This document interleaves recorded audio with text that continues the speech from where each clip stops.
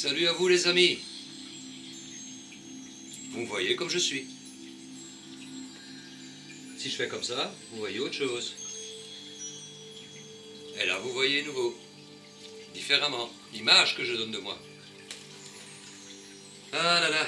Alors j'ai trouvé l'idée de mettre le chapeau pour mettre un peu de couleur dans tous ces moments. Parce que, voilà, il faut un peu de couleur dans tout ça. Je trouve ça la meilleure solution.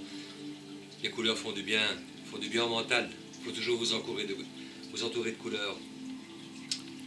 Bon, yep. Ceci pour aborder la seconde leçon, une des leçons les plus importantes, la définition des maisons. Et ce que vous avez vu là, vous qui êtes là, et moi qui suis de ce côté-ci de la caméra, vous êtes la maison 7. Et moi je suis la maison 1. La maison 1 représente votre personnalité. Comment on vous perçoit, comment on vous voit. Peu importe le signe que vous êtes. Vous êtes lion, sagittaire, bélier, peu importe. L'ascendant, le signe qui se trouve dans cette maison 1, sur la flèche de cette maison 1, c'est ça que vous allez laisser paraître. C'est une projection. La maison 7, l'autre, les autres, face à vous. Ne pas oublier cette différence. La maison 1, c'est votre physique. C'est comment on vous perçoit. C'est votre capital santé. La maison 1, c'est ça. La maison 1, c'est une maison individuelle. Hop! C'est par là que tout commence. Nous venons de la fin. La maison 12. Après la flèche, c'est une autre étape. Fatalement. Je ne sais pas combien de temps va durer cette émission. Je crois que je vais faire les 6 premières maisons. Et on fera les 6 suivantes dans une autre vidéo. Ça prendra moins de temps. Mais, cette maison 1, vous devez bien comprendre, quand on arrivera à ce genre d'études, avec les transits, que quand il y a un transit qui se fait en maison 1, ça change votre image par rapport au monde qui est en face de vous. Donc cette maison 1 est très physique, et c'est la première chose qu'on détecte. Quand vous êtes en rue ou quelque part en réunion, je l'ai déjà dit, quand vous vous dites par exemple, tiens, je parie que celui-là c'est un lion ou un cancer, vous lui posez la question et qu'il vous répond que non, vous avez directement ressenti sa personnalité. Parce que vous avez une connaissance des signes, et que pour vous, ce qui vous frappe le plus, c'est le signe que vous captez chez la personne, et non peut-être pas son signe solaire. Donc cette maison 1 est très importante. Cette maison 1 représente aussi tous les nouveaux départs dans la vie. Donc dès qu'on voit des grandes planètes qui franchissent, et c'est la première chose que moi je regarde quand je suis en consultation, c'est directement, je regarde les planètes qui traversent la maison 1, donc qui viennent de l'ascendant, qui ont traversé en fait l'ascendant, la ligne, hop, et qui sont passés en maison 1. C'est la première chose que je vais regarder. Ça c'est vraiment, cette maison 1 est capitale. C'est votre naissance en final, c'est votre naissance. Et il faut prendre ça comme ça, parce que vous serez né 2 heures plus tard, tout l'échiquier aurait été tout à fait différent. Ce labyrinthe aurait été différent. Donc en final, vous devez bien prendre conscience que c'est votre âme qui a choisi la seconde, la minute, à vous mettre au monde et à disposer tout ça dans cette carte du ciel en disant tiens, ok, ça c'est ton programme. C'est très important de s'en tenir à son programme, de cette âme qui a choisi ce programme en final. Cette maison 1 reflète fort ça. Parce que je vous parlerai aussi de la maison 12. La maison 12, la vie intra-utérine. On voit la psychologie de la mère par la maison 12, parce qu'elle était enceinte de vous. Ça aussi, c'est des indications que vous trouverez nulle part, et qu'il y a moyen de voir s'il y a des gens qui ont des planètes en maison 12. En tout cas, la maison 1, si jamais il y a des gens qui ont des planètes en maison 1, ben déjà, ça vient renforcer la personnalité, d'une manière positive ou d'une manière négative. Tout dépend des emplacements et les planètes qui s'y trouvent, évidemment. Mais cette maison 1 est très frappante quand quelqu'un a des planètes là. Ça se voit encore plus fort. Admettons quelqu'un, je sais pas, ça se peut que quelqu'un du groupe l'ait ou pas, je ne veux pas donner de critique par rapport à ça, mais admettons quelqu'un aurait le bélier en maison 1 avec Mars placé aussi en bélier, en maison 1, je crains le pire, hein, quand même. Hein.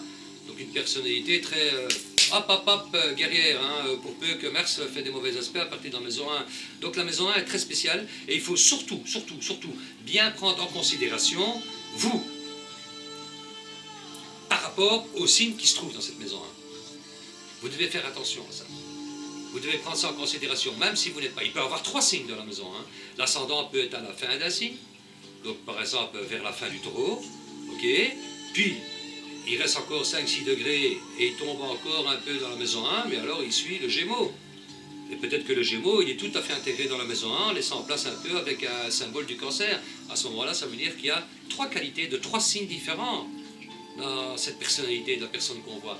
Et qu'il y a des moments où ça change, où ça bouge. Rappelez-vous aussi, je voudrais faire vite un petit retour en arrière, parce qu'avant que j'oublie la chose, vous vous rappelez que je vous ai parlé des progressions secondaires, qu'on appelait ça, où il fallait avancer le soleil d'1 degré et qu'on n'était plus le signe qu'on était. Et enfin, j'avais donné tout un cours par rapport à ça. J'avais oublié aussi de dire qu'une maison en fait 30 degrés.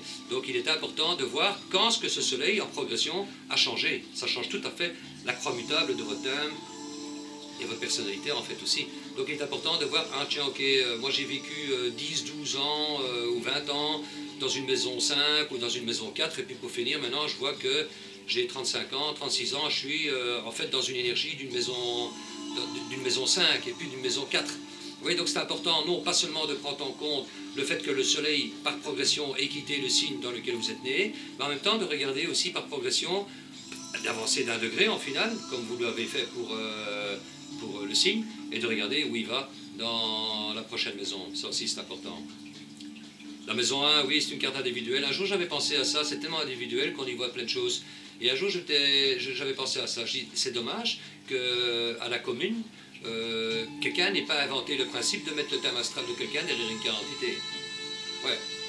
Ah ouais. Ouais, moi je trouve ça génial.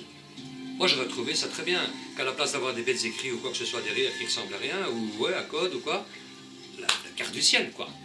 La carte du ciel. Moi je suis un gendarme, admettons. Il y a quelqu'un on arrête des mecs, on fait des contrôles ou quoi que ce soit. Le gendarme en général il prend la carte d'identité. Bon, il regarde le mec, s'il n'est pas trop patibulaire, il regarde un peu la tronche, mais il n'en sait pas plus. Même la date de naissance qui est marquée sur la carte, il ne fait pas attention, hein, le gendarme. Le mec, il est né le 8e mois, le 7e mois, moi directement, ça me fait tilt. Hein. Je sais de quel signe il est, je sais déjà quel signe il est en face de moi.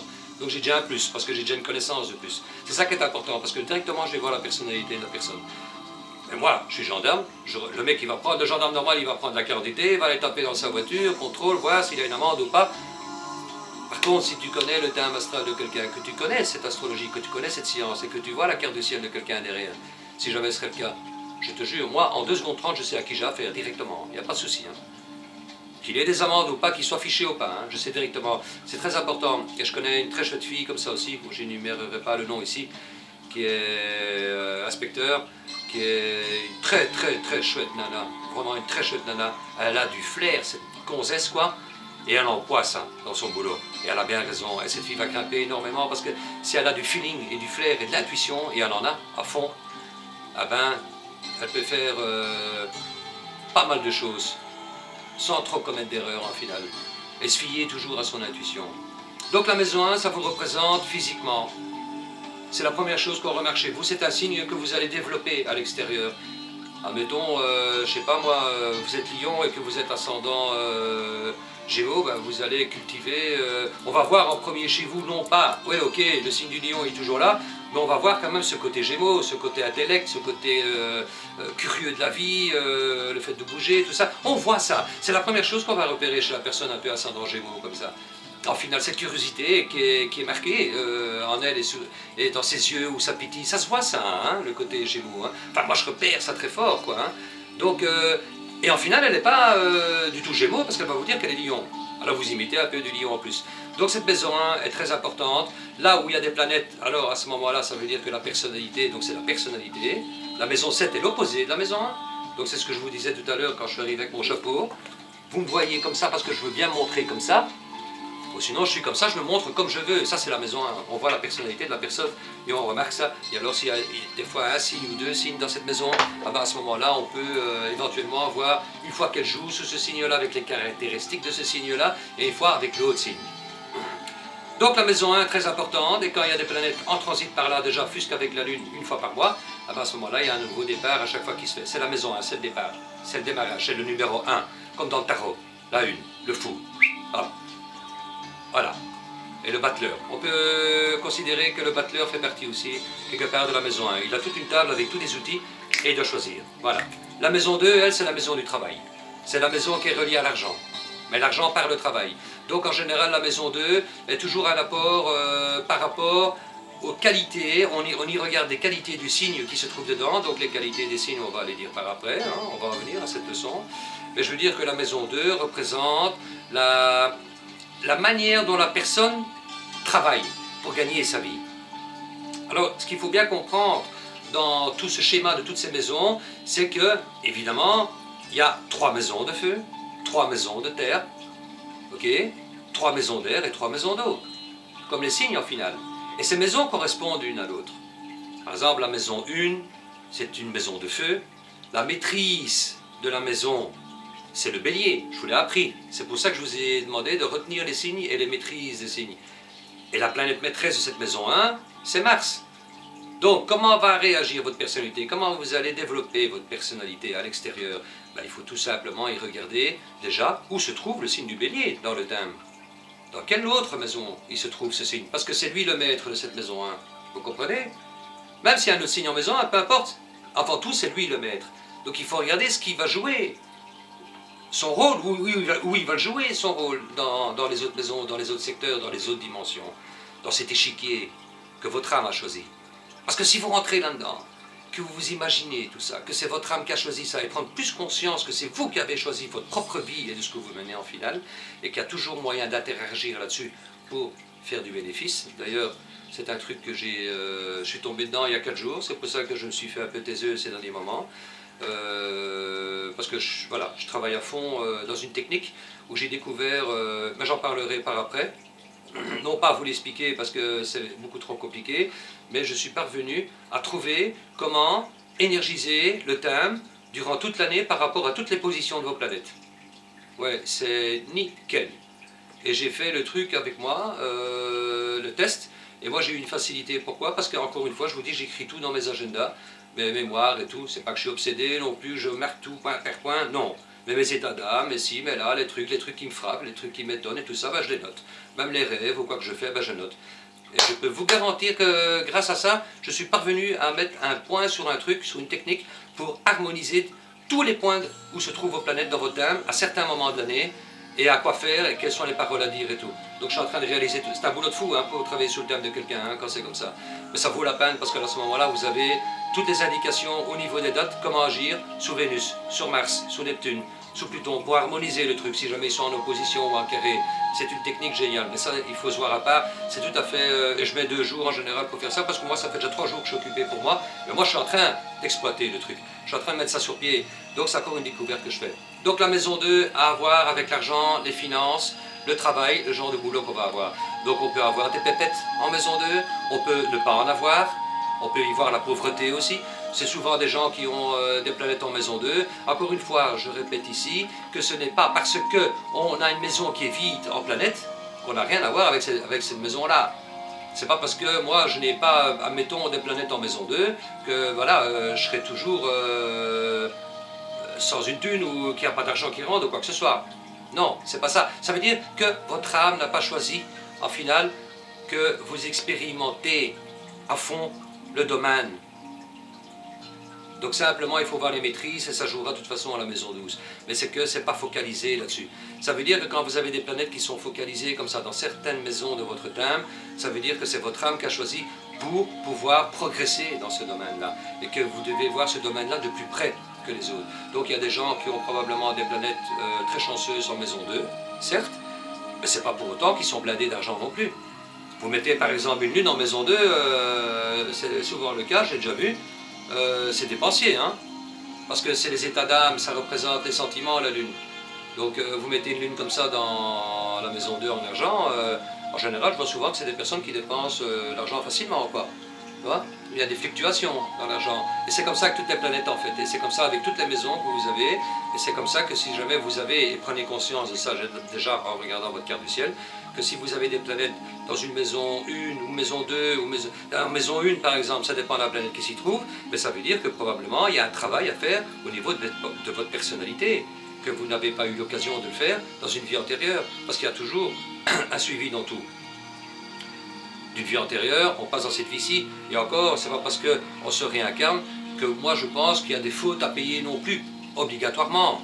C'est simplement qu'il doit y avoir une continuité dans ce qu'on fait. Et tout ce qu'on fait maintenant et tout ce qu'on sème maintenant, c'est pour la prochaine vie aussi. Et ça, il y a beaucoup de gens qui n'y pensent pas, malheureusement. Mais on prépare notre vie future. Moi, pour ça, j'y pense à fond, quoi, hein, tout le temps. Hein. Donc je ne vis pas que pour le futur proche, je vis pour le futur bien après. Parce que ce qu'on sème, on récolte, et d'ailleurs on récolte ce qu'on sème depuis la vie antérieure en finale. Et c'est ça la suite, la maison 12, et puis hop, ça coupure, et puis il y a une maison 1, puis une maison 2, et on recommence chaque fois une nouvelle étape dans la vie, et on recommence autre chose, c'est très important ça. La maison 2, vraiment, concerne ça. Si vous avez des planètes en maison 2, beaucoup, ben, c'est souvent des gens qui sont intéressés par les biens fonciers. Ça dépend le signe qui est là aussi, ou sinon c'est des banquiers comme boulot. Enfin, tous des boulots qui touchent un peu de près ou de loin aux finances, quoi, je veux dire. Donc, quand il y a des planètes assez lourdes qui viennent s'interposer par transit en maison 2, ça dépend encore une fois des planètes, si elles sont bien mises ou pas, ou si c'est des planètes négatives ou positives. Alors effectivement, il y a une histoire au niveau de l'argent qui intervient de toute manière au niveau du travail. Mais encore une fois, ce n'est pas la seule maison du travail, la maison 2. Il y en a encore des autres. Il y en a 6 et il y en a 10. Comme la 1 fait partie de la 5 et la 5 fait partie de la 9. C'est les 3 maisons de feu. Donc il y a une continuité dans tout ça. La 2 ne serait rien sans la 1. La 2 n'existerait même pas s'il n'y avait pas la 1, et la 1 ne saurait rien faire, elle serait bloquée s'il n'y avait pas des multiplications qui se feraient après elle. La 1, pour se développer, elle a besoin de la 2.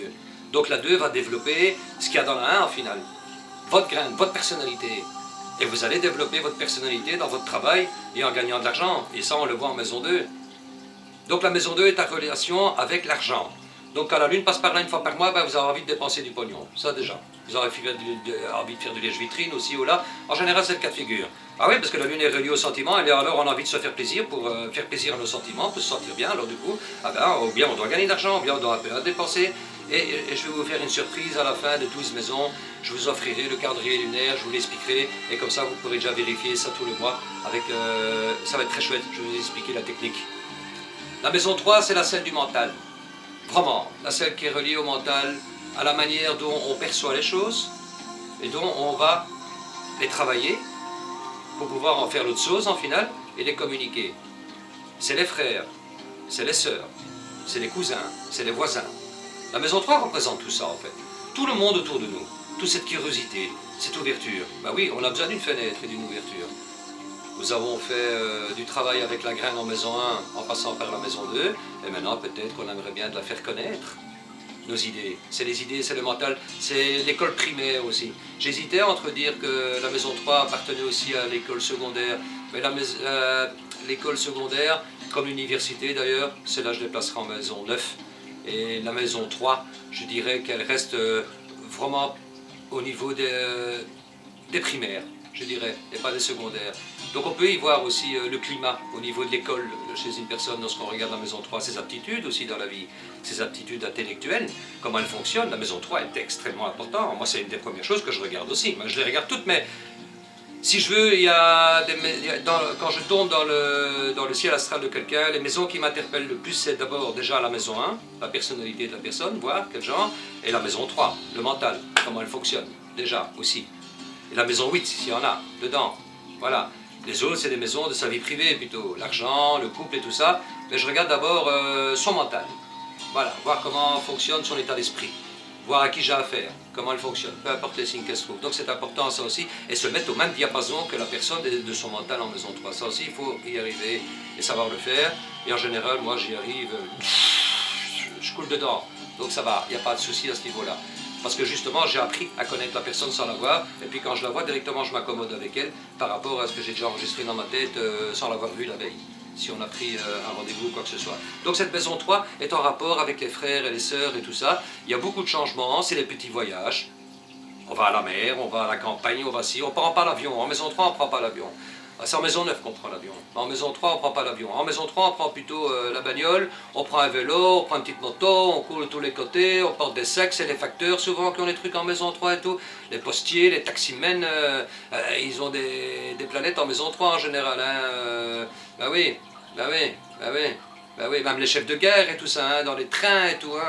tout ce qui est conducteur, les camionneurs, routiers, tout ça, ont des trucs en Gémeaux ou en maison 3. De toute façon, on ne peut pas oublier que le Gémeaux fait partie de la maison 3. Hein. Donc il est intéressant que quand vous regardez la maison 3, de vous intéresser au signe du Gémeaux, où il se trouve. Hein.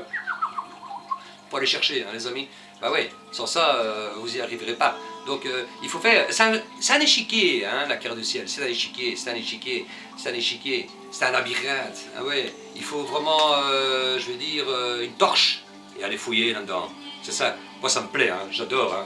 Moi, c'est pour ça que je suis toujours avec mes bloc-notes, mes bloc-notes et mes bics. Et quand j'ai un thème devant moi, pam, pam, pam, pam, pam, pam, je pars de tous les côtés et je vérifie, quoi. Hein.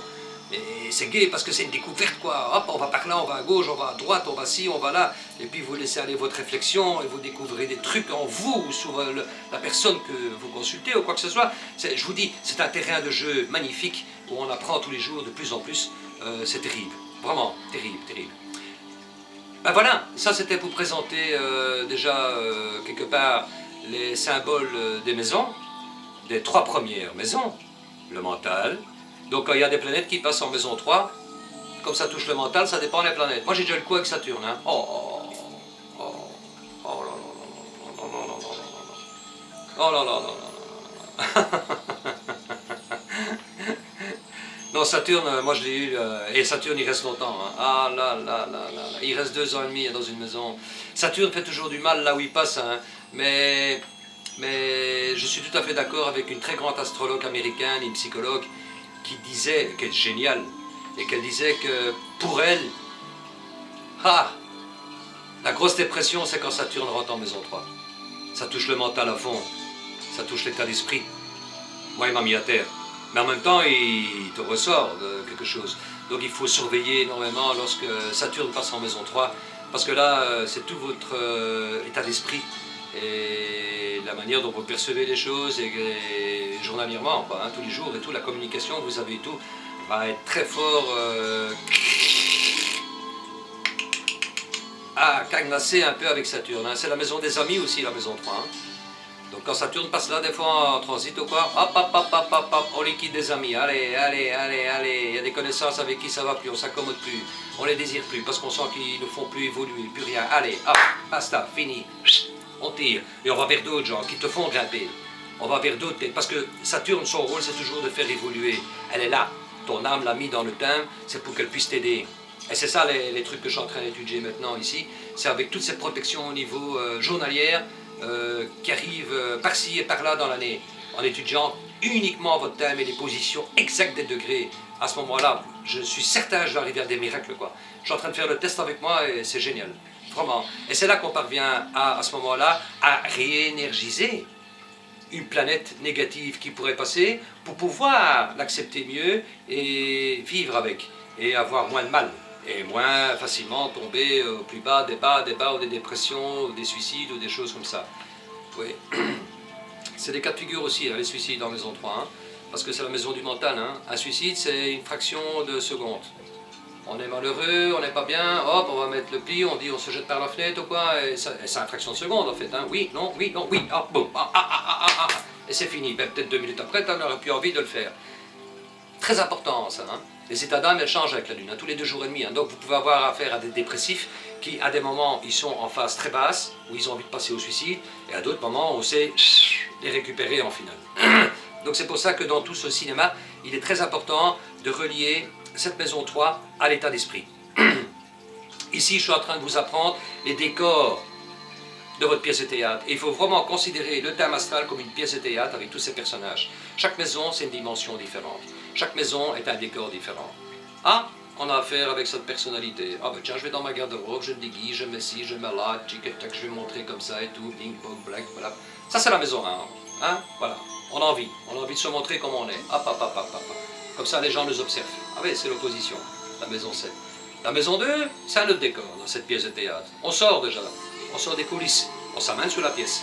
En fait, la maison 1, c'est comme si vous ouvriez le rideau de la scène et que tous les spectateurs sont devant vous et qui vous regardent et qui vous découvrent pour la première fois. Déjà, vous.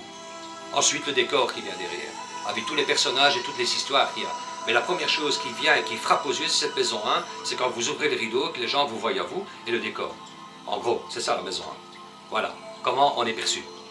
Et ensuite vient la maison 2, un autre décor. On sort du coulisse, on est habillé et tout, hop, et puis on va jouer sa pièce de théâtre. Et on va déjà là commencer en travaillant, en étant un peu passionné par ce qu'on fait, oui, mais par ce qu'on fait. Et voilà, parce que tout ça est reflété par la maison 2. On a de l'argent, on en a plein, on n'en a pas, on est pauvre comme job ou quoi, peu importe, tout ça se voit par la maison 2, et même avec les maîtrises ou les signes. Et puis on passe à la maison 3, et on est le guéluron avec la tête remplie de livres et tout, on lit. Ouais, c'est la lecture, l'écriture et tout ça. Hein. Tout ça fait partie de la maison 3. Hein. La manière dont la personne écrit, la manière dont, si elle aime de lire ou pas, si elle aime de discuter, si elle aime de plaisanter, si elle aime de rire, tout dépend des signes qui sont là. Enfin, sa communication, comment elle était à l'école quand elle était petite et tout ça. Et c'est les langues aussi, c'est la maison des langues. Hein. Ouais, hein, c'est la maison des langues. C'est la maison des langues, comme la maison 9 d'ailleurs. Donc on apprend les langues et tout ça. C'est souvent des gens très intellectuels hein, qui ont des planètes en maison 3 et tout ça. Il y a souvent des trucs très portés sous la connaissance et le mental. Hein. Ouais, donc ça c'est d'office. Enfin bon, ça dépend des planètes qui s'y trouvent aussi. Hein. Alors ça peut être compliqué. Hein, parce que moi, bon, par exemple, moi j'ai Neptune en maison 3. Ouais, bah, c'est vrai que je peux me prendre la tête dans un poteau.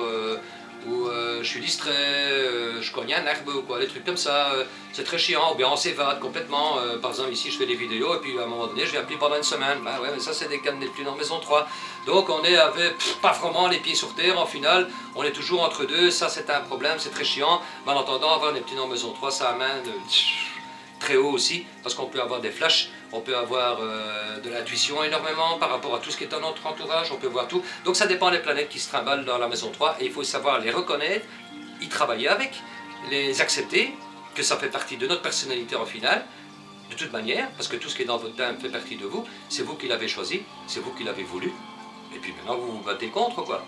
Donc tu vois, il y a un problème là, hein, en finale. On n'est plus conscient de ce qu'on a choisi en finale.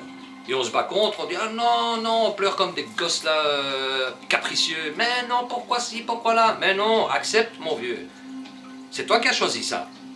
Accepte. Moi ça j'ai pris conscience depuis longtemps. Hein. C'est pour ça que dans tous mes problèmes, parce que j'ai déjà descendu moi, wow, mais je vais mieux que la plupart hein, dans mes problèmes. Parce que moi j'ai une autre philosophie sur tout ça. Parce que c'est moi qui l'ai choisi, j'en prends conscience de ça. Alors je prie. Et je rejoins l'univers et je demande de l'aide à l'univers de m'aider dans mes problèmes. Mais maintenant, avec cette technique, je suis sûr que je vais mettre un doigt sur quelque chose, c'est pas possible autrement. Ouais, c'est formidable. Je suis tombé sur un truc il y a 4 jours, j'ai une étincelle dans ma tête, avec des calculs, parce que l'astrologie c'est beaucoup de calculs aussi, il faut aimer regarder les chiffres et tout. Moi j'aime bien ça. Et bon, quand je fais le détective là-dedans, hein, et puis j'ai découvert ce truc quoi. Je dis allez, parce que le but c'est d'aider les gens. Et qu'ils puissent se procréer eux-mêmes des miracles en fait. Et c'est ça qui est terrible. Servez-vous de ma maison 3 pour ça, vu que j'ai Neptune là. Voilà, donc je suis pas à côté de la plaque. Voilà, c'est. Voilà. Parce que tout ça est mis sous des notes, hein. Je prends des notes au bic, hein, et tout ça est dans mes casiers, moi et tout. J'ai des notes, des paquets quoi, de tout. Oh. Voilà, ça encore une fois c'est Neptune en maison 3 qui écrit beaucoup. Jupiter en maison 3, bah, ça va être quelqu'un qui va écrire sur les lois ou des choses comme ça. Voilà quoi, un homme de loi, ça peut être un homme de loi aussi, ça dépend des planètes, ouais. Pluton en maison 3 peut être très puissant aussi, tout dépend du signe. Faut voir les planètes que vous avez dans votre thème. Écoutez, je vais m'arrêter ici à la 3e maison, parce que sinon ça va mettre 1 heure et ça va pas se la faire.